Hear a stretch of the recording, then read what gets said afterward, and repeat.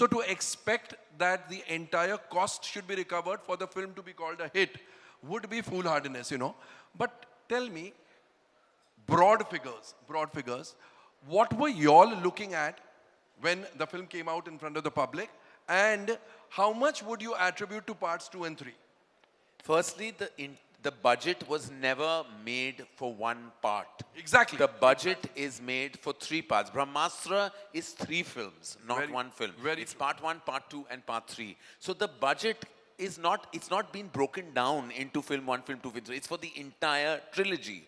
Secondly, we were just looking for the initial acceptance of this universe, which happened to us on day 1. We realized that we were home with the acceptance.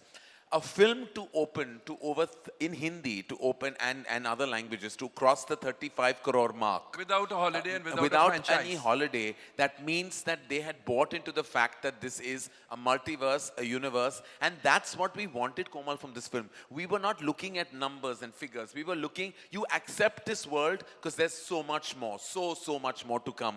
The moment this film gets acceptance, so whether it crosses 250, 300, all that is great, and we always are very, the numbers are very important. But to us, the most important is that we get to make part 2 and part 3. When we knew we were home with those important decisions for Brahmastra, that's it.